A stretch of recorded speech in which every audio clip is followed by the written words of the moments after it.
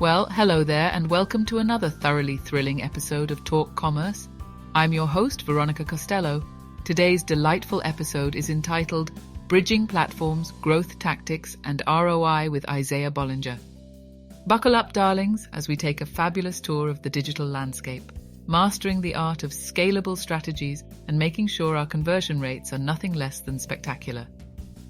Now, on to our splendid guests.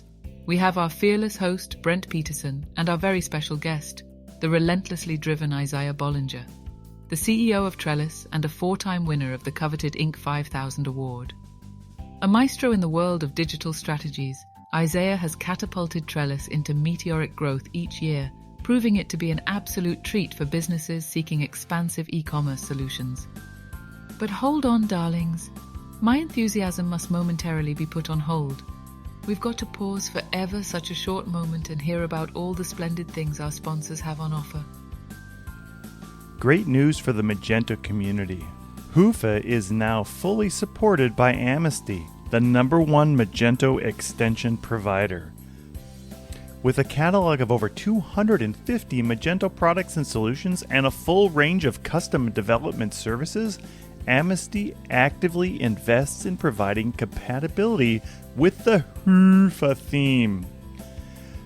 33 solution compatibilities have already been released and are available as part of the regular product subscription with no extra charge. And many more new compatibilities are coming. In partnership with Hoofa, Amnesty is focused on providing its clients with high-quality extensions, great performance, and a high level of service. Visit amnesty.com for more details. That's AMASTY.com. And remember to tell them Talk Commerce sent you. Is your Magento site moving at a snail's pace? Believe it or not, you're in the same boat as 90% of Magento store owners. Let's add a splash of optimism. I recently had a client who revived their site by switching to Hoofa. Their excitement was contagious. Hoofa is more than just a theme. It's like having a secret weapon in your e-commerce arsenal. Picture this. You're crafting an online space that's as vibrant, engaging, and dynamic as your brand. Sounds exciting, doesn't it? That's the Hoofa magic. Performance, top-notch. Usability, smooth as butter. With Hoofa, hitting Google Lighthouse scores of 100 isn't a dream, it's reality. My client and I have been on this exhilarating journey, and I tell you, it's a game changer. But hey, Hoofa isn't just about turbocharging your performance. It's about putting a personal stamp on your store. The theme is fully customizable. Play around, express yourself, make it truly yours. My client has been having a blast watching their online storefront transform, supercharged by Hoofa's powerful features and tools. Ready for transformation? Why not test drive Hoofa and feel the difference yourself? Visit hyva.io. That's hyva.io. And when you get there, don't forget to mention that Talk Commerce sent you. Trust me, you're in for a treat. My name is Brent Peterson, and I'm your host. Please remember to subscribe wherever you download your podcast. Welcome to this episode of Talk Commerce. Today I have Isaiah Bollinger, no relation to the champagne. Isaiah, go ahead, introduce yourself, tell us your day-to-day role, and maybe one of your passions in life. Yeah, so I'm Isaiah, founder and CEO of Trellis. Started the company about 11 years ago, actually. It's a digital agency. Somewhat similar to your previous company, which I would say we're a little more diversified in the Shopify, BigCommerce world. We actually started also in Magento, I think like you did. And yeah, but outside of work, big sports guy, follow sports a lot, but also starting to become adapting to the travel life. My wife's like a big traveler. I'm starting to enjoy it more and get more used to that. But another quick thing is just being outdoors. I think living in Boston when it's nice, like right now, you realize, oh, it's way better. Yeah, and I live in Minneapolis, so we have these little shoulder periods where the weather is nice, and then it gets really hot, and then it's nice, and then it's unbelievably cold. Which I've been to Boston in January. I know what it's like. Yeah. how can we find a way to live in Florida or LA for 3 months? If I could just get away for that 3 months, it would make a big difference, you know? There you go. Perfect. All right, Isaiah, before we get started on our content or what we're going to talk about today, you agreed to have me tell you a joke, and then all you have to do is say, should that joke be free or can we charge for it? So here we go. And I've got a really good one for you today. Why do elephants hate running on the beach? Because they can't keep their trunks up. I would say if you can couple that with more back to back, then you can charge money for it. Okay. I agree. Yeah. And it has to be more of a broader service offering. Yeah, exactly. You got to give me a little bit longer, more time, and then I think you can charge. All right. Give us the elevator pitch on Trellis. Just tell us the 10,000 foot view about your agency. And then I'd love to talk about your event that you did F1 and what else we have. Yeah, I'll give you the quick background and then explain how it's led us to where we are, which is our value prop now, which is we started very technical 10, 11 years ago. And I feel like a lot of people, everyone was just trying to build things and it was early and the infrastructure wasn't quite there. More recently, we really pivoted and focused on this more full service strategic offering, which is we're going to help you with acquisition, conversion, fulfillment, retention, analytics, and measuring this whole flow of we call the digital customer lifecycle, and then bringing them back through retention, right? And yeah, we do that for both B2B and B2C. Yeah, I think we're one of the unique full service offerings that's still a smaller agency. We're about 65, 70 people where we can be like really hands-on and help someone with that whole kind of full service offering, but we're not quite the mega agency. You can still talk to me or the other owners if you're a client. Right. In our green room, you were talking about the event you did F1. And I know we were talking about how effective those are. Tell us, just give us the little snippet on what that about. Yeah, I got to give all the credit to Jared. He's our CRO, kind of head of sales. He's just way better at events than me. So I was like, all right, you run events. I'll help out where I can. And there's a couple that I do on my own. And he somehow in a very short period of time pulled together, Trellis plus 3 other sponsors. So it was Trellis, BigCommerce, Bollinger, and PayPal. We all co-sponsored the Formula One race in Miami, 270,000 people. So it was pretty insane. I think I had my fair share of Miami, the fill of Miami after that kind of weekend. But I think from an event perspective, I think we're really trying to lean more into these like personal events where we actually get to know everybody. We have dinners. We're with them all day. We build real relationships. We actually get to understand their business. And I just think it's a way better way to build B2B relationships and hopefully a better customer base and they appreciate it as well versus you go to the traditional ETL East, ETL West shop talks and you're just bombarded by hundreds, maybe even thousands of vendors, right? It's like everyone's a vendor and the merchants are just like trying not to get overwhelmed by the sheer volume of vendors. And it just feels like a rat race at those events and even sponsoring them. Even a ticket is you can spend $5,000-$6,000 just to attend, not even a sponsor, right? I'm sure you've seen that, right? Yeah, it's nuts. And I think you bring up a really good point on having that sort of personal touch with your client. I think the agency you have or the size you have gives you the ability to do that. And a lot of clients appreciate that. And a lot of clients who don't know, so it's hard for them to understand the benefit you get from that. Tell us a little bit about how that gives maybe some more value to that business owner when you can be involved in more of the leadership team can.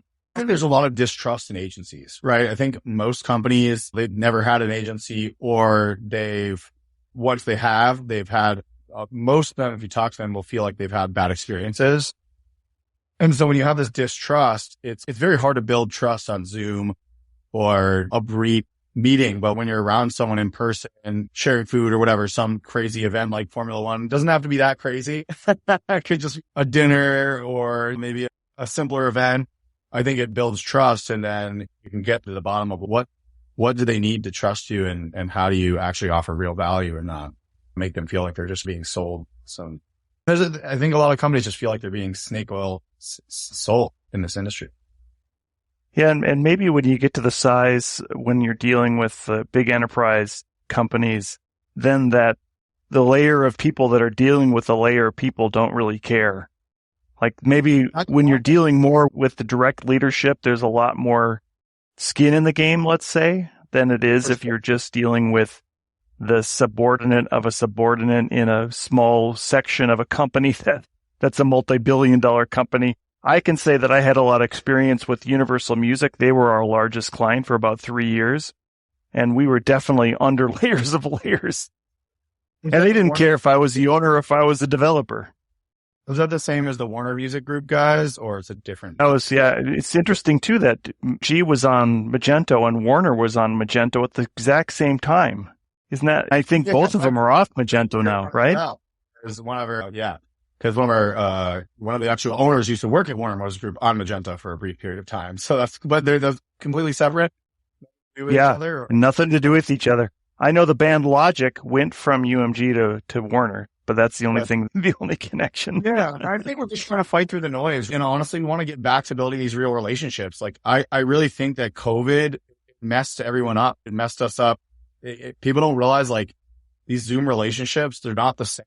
And when I can see you at an event, which I'm sure we will see each other. I think I actually did see you a couple of times. I didn't get a chance to say hi because it just gets so overwhelming. But I think we were able to do a smaller event. We could spend more time together. And so I think it's so underrated building these real relationships. And you're right. Also, sometimes the big companies, the layers, it's like you got to be careful. Are they out for themselves or are they out for the benefit of the company? Because sometimes people are just trying to climb the corporate ladder.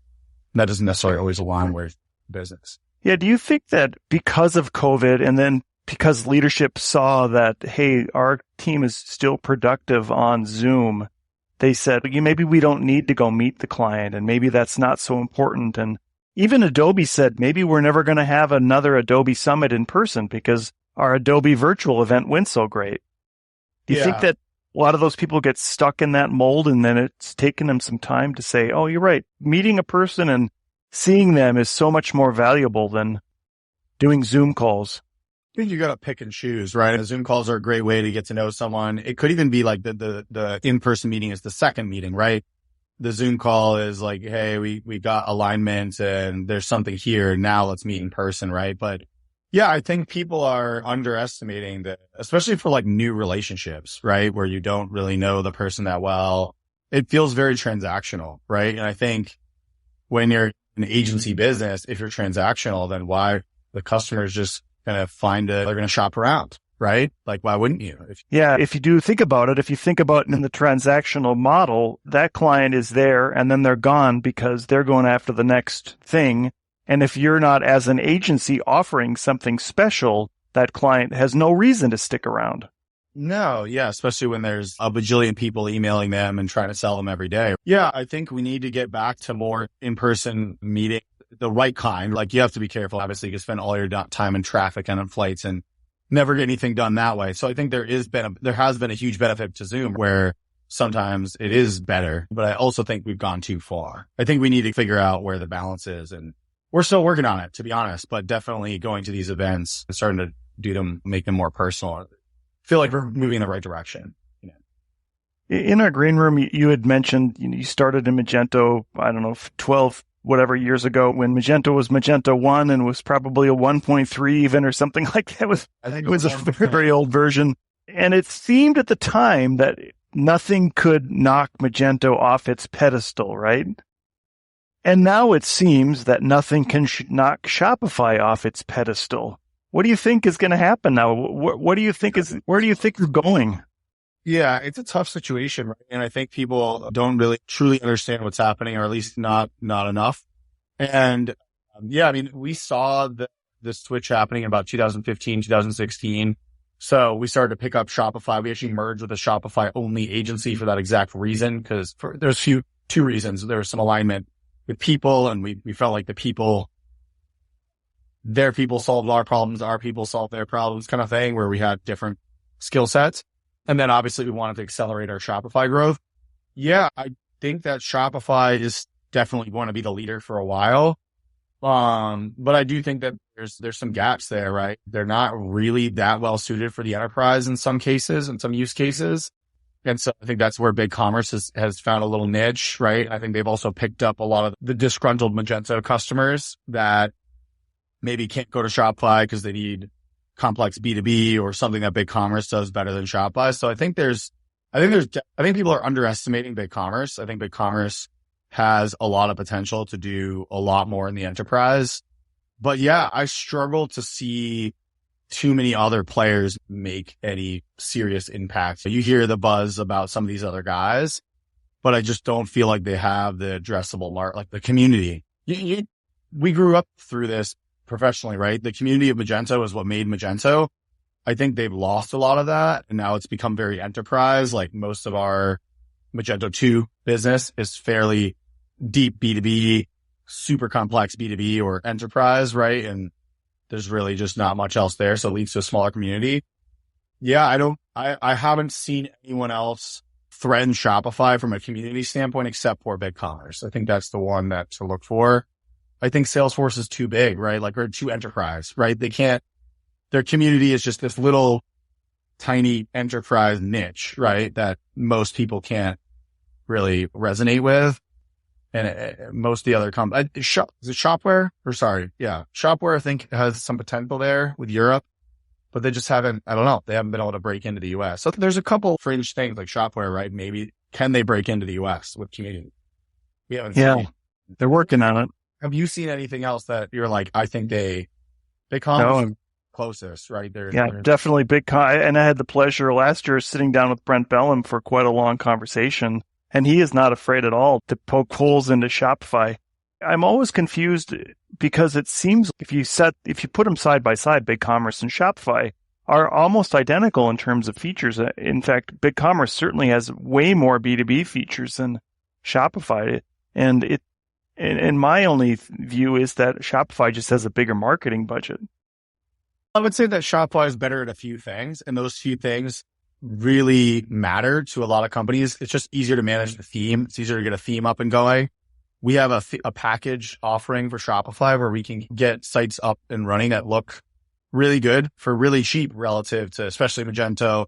BigCommerce, we're actually offering a similar package, but the theme marketplace just isn't as good.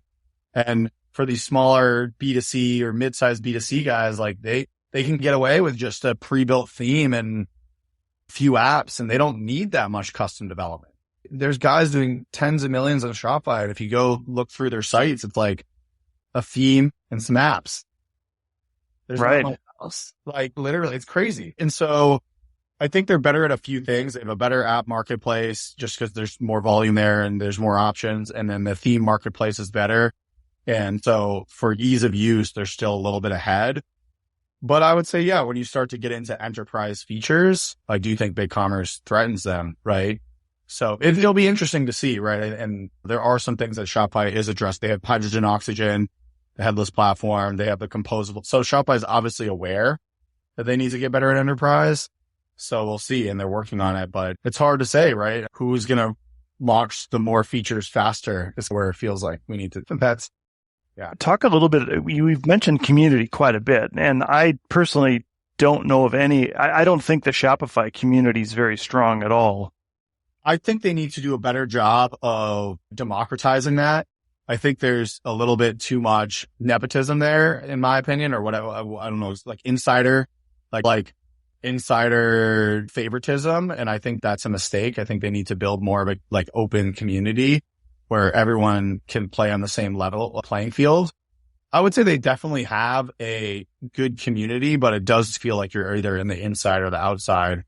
And it can be difficult even for us. We've been doing, if you include Grosspark, who we acquired, and we still operate that brand because it's a brand we use to run the smaller sites, as well as Trellis plus Grosspark, we've probably done hundreds, maybe 300 Shopify sites because they were doing tiny ones and just doing so many, right?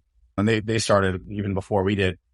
It still feels like we're on the outside sometimes, which is crazy, right? Like, how does that make sense, right?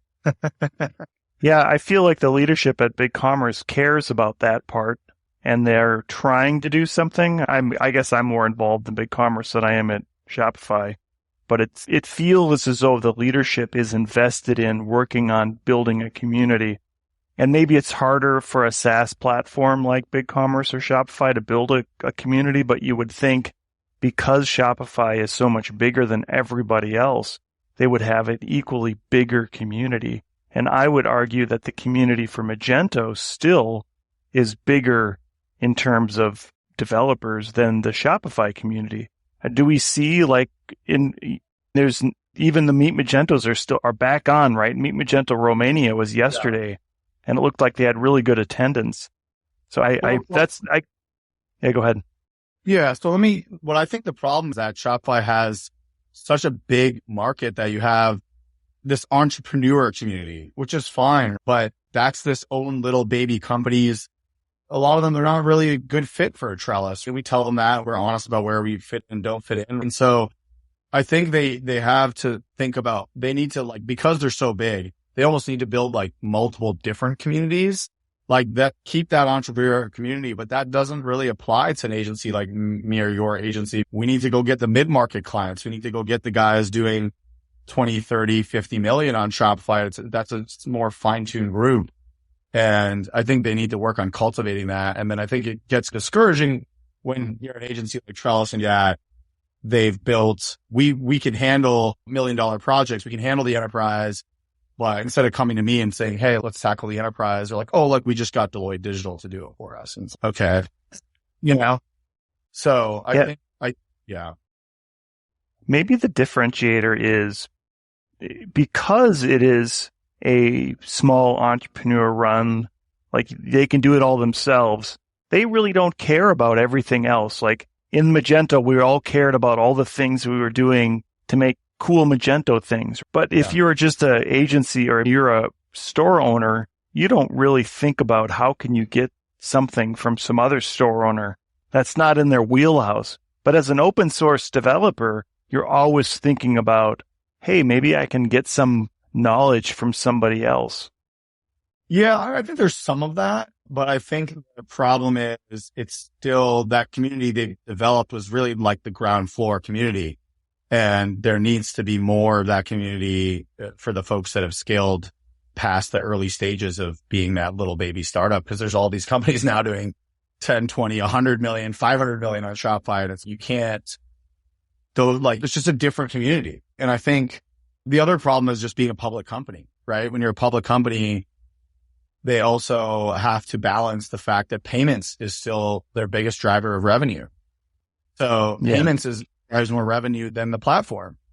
And I think they're also at a point where they have to be more profitable from a stock market perspective. Obviously, you saw the 20% layoffs, and I think they'll find their way. But it may be a painful board member kind of led transition, because that's the other thing is you always have to wonder with a big public company, who's really is the board member calling the shots? Cause you probably have some really influential shareholders.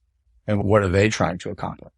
Yeah. And I think community is generally built from the bottom up outside of the actual company itself rather than top down from the company. Yeah. So maybe we should do it. Yeah, there you go. I'd rather build a BigCommerce community than a Shopify community. Yeah. So we were talking a little bit about the feel of this recession. Do you see other businesses or store owners right now not pulling the trigger?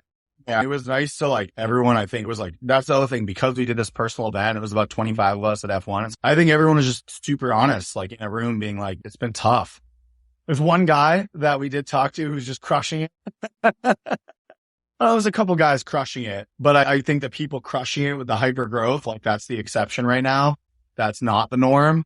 So a lot of guys are just honest. One of them was a really successful, had insane numbers in 2021, but he had to scale back from 90 to 33 people to be more profitable. And he's happier. I think it's just things were so crazy in 2021 and the beginning of 2022. You have to be a little more cautious now and cut back. And it's hard to see that crazy growth. Obviously, there's some people that are lucky and able to fight through it. But I think the majority of people are not. Yeah. And you're talking specifically about merchants, not other agencies, right? Both. I'm talking about both. I would say I think agencies are probably going through an even tougher time with some rare exceptions. Maybe they just found an amazing niche or kind of lever. But I think agencies are facing a tougher time because people are scrutinizing ad spend. They're less likely to do major projects. They're also questioning bills, like maybe they can go find a cheaper offering. I think agencies are probably going through an even harder time than the merchants. I think the merchants are just, what was a big takeaway from F1, and I'm doubling down on, is I believe the future is multi-channel. I think the people that are weathering the storm and thriving are multi-channel, and they're able to build their business through in-store, retail partnerships, wholesale. The website is part of that whole experience, right? And so I think the pure D2C only business is proven to be not very scalable for most people, you know. Yeah. And do you think the B2B side of it is the same now, that multi-channel approach in B2B? I think we're seeing a lot of merging. I think that we see like B2B moving closer to B2C and B2C also starting to explore B2B. And I think you're seeing this kind of, they're coming closer together. And I think there's more and more of offering both on the same website. You see with Amazon Business, I just saw an Amazon Business commercial, but it's like that. I don't know. There's traditional B2B and then there's traditional B2C. And I think you're just seeing some of that start to like overlap more and more. Yeah. Yeah. Do you think because now the people that are running the B2B sites have so much experience in just doing or probably buying D2C or in that cycle, they realize that, hey, this model can also work for our own clients. And I think when that Magento B2B came out in 2015, we still had business owners that were afraid of putting out their products on the internet because their salespeople weren't going to get a commission or whatever. I think all of that's going to get overcome, right? And I think that you just bake the commission into the B2B site, right? You just make sure that the sales, I still believe the sales rep should get commission even if they buy online, but now your job is to account manage them, hold their hand, ask them questions, say, oh, I saw you place this big order. Like maybe you want this too, or what if I can get you this or whatever. So I think a lot of those like objections are frankly bullcrap. Like they're just not viable objections in 2023. And you know, all of a sudden it's going to be 2024 and it's going to be even more advanced. I also think some B2B companies are well suited to have a nice little B2C business. If you can carve out 5-10% of your revenue where it's just hobbyists or maybe do-it-yourselfers or maybe just really small businesses that essentially buy like a consumer, that's a nice little 5-10% chunk that you can probably charge a higher margin to and get your name and build community that way. And then I think B2C businesses are seeing the opposite, which is, hey, it's really hard to acquire customers, right? Facebook's expensive. All the traditional B2C is getting expensive. But if I can get a purchase order out to Walmart or maybe a smaller retailer, it doesn't have to be Walmart, but maybe if I can get a few $100,000 purchase orders out to some local retailers, yeah, my margin is lower. I can just call them up on the phone and that's my acquisition cost. Like, I didn't have to spend $20,000 on advertising so when you factor in like the discount that you gave them, but if you're able to go out and hunt and get that deal at no cost or no hard cost, like it averages out and gets you out into the market more. I think people are underestimating that being in retail is actually marketing. Like when I see product in retail, I think about it. I'm like, oh, that's cool. Remember when you see those brands that you don't expect to see in retail? You know what I'm talking about? Is there any that come to mind for you that you were like, oh crap, like, wow, this is in like Walmart or this is in maybe it's Home Depot or something that you just weren't expecting because it's like a yeah, maybe some kind of a food or supplement brand or some kind of a bar that you'd think you'd only ever buy online, and all of a sudden there it is on the Target shelf. Yeah. Does it make you think about it? And you're like, but then maybe you see their ad, right? Now you see their ad and you're like, maybe I will buy D2C, but maybe I'll buy it. You can buy both. I think that people think that, oh, you're only going to have D2C customers, that like you might have people that buy in store and online, you know? Yeah, and that really goes back to that multi-channel approach that you were talking about earlier on how that channel, that maybe that big box retailer is one of your channels. And you, of course, you just have to have enough product to be able to stock it. But yeah, having places, right? Yeah. Yeah, having it on Amazon, having it on all those different channels is where we're going. Yeah. And I'm not saying go crazy to have 20 channels, like don't go from 1 to 20. I think you have to start experimenting, chipping away at, okay, how do I go from one channel to 3 channels or 2 channels to 4 channels and slowly building. And I think some of this stuff can automate. There's automations and there's ways where it doesn't have to be this like huge burden. You know? If you had a crystal ball and you could look at the rest of 2023 going into 2024, what do you think is going to be the things that merchants should look at right now or now knowing that this? Yeah, I think that everyone should assume that things are not going to be great for a while. I don't think, unless some miracle happens, I don't think we're going to see the craziness of 2021 anytime soon. So knowing that, I would stay lean and efficient, but double down on automations, infrastructure. I think a lot of people underestimate how much value can be gained from building the infrastructure to be multi-channel and more efficient, right? Look at your fulfillment costs. Maybe there's room there to get those down a little bit, right? Like all these little optimizations, I think people focus too much on the homepage. And it's what happens after they order, or what happens when they're looking at shipping costs and are your shipping costs competitive? I think people need to really spend the next year looking at the entire, and that's why we're doubling down on this digital customer lifecycle, because sometimes people they get caught up on like the trendy thing, but really they're bleeding money on the non-sexy stuff. I think that's what I would say. Double down on the non-sexy stuff, the shipping, the packaging, the customer service, the product data. It's not exciting to make your product data better, but it's going to make your site probably a lot better. Yeah, that's such a great point. And that we've made it through 30 minutes of not even mentioning Chat GPT. But as a business owner or as a merchant, you have the ability to ask for a template of how can I get my customer journey? Because I think what you were talking about is that the merchant should be looking at some of these small things. And as an agency, you can also say, I would like to help you with your customer journey. If you haven't already mapped out the customer journey with the client, that's a great exercise to go through. You're never going to know those optimizations until they do that exercise. Yeah. So I think there's so many tools that we have the ability to access, and whether the client does it or the agency does it, that this is a time, as you said, this is a great time to take advantage of that. Tools. I think that this is a time where companies should go look, and they probably built this. A lot of these guys built this kind of, trying to think of the right word, this kind of hodgepodge of things because they're growing. They buy this, the guy leaves. Now all of a sudden you have 30 apps and a bunch of different software. And this is a good time to go back to the drawing board, look at how everything works together and how it's going to make you be multi-channel. You could probably get rid of 20% of your software. That's the thing. A lot of people that bought 2 apps, now one of those apps does both those things. And it's a good time to simplify that kind of stuff. Yeah. Unless you're somebody like me who has completely gotten addicted to AppSumo, where you buy it for the lifetime and then you end up with something you're never going to use. But hey, it seemed like a really good deal for $39. Yeah. It's crazy. Sometimes we talk to these companies and so what do you use that for? They're like, it's just this. They end up paying these crazy licenses and they barely use the software, Yeah. Right there is a great exercise to go through every month and see what is the usage. And actually, I just heard of an app that tells you your usage on software. I can't remember the name of it right now, but you can plug your software into another piece of software that tells you the usage of all the different pieces of software. Yeah. I'll find it. I'll put it in the show notes. It's the cover software to fix your software, right? It's like exactly.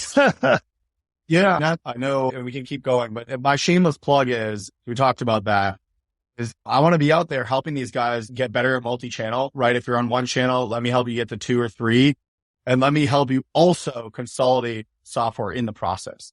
So I believe that almost any business, I can go in there and tell them, here's how we're going to consolidate some and simplify some processes and get you better at multi-channel in the same process.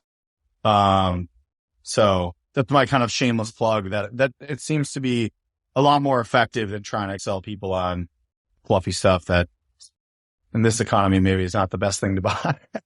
Yeah, that's awesome. And Isaiah, you stole it right out of my mouth. We are over time, but I appreciate the shameless plug before I even ask you for the shameless plug. You're the first person who's done the shameless plug in advance. That's great. The timing was good. Perfect.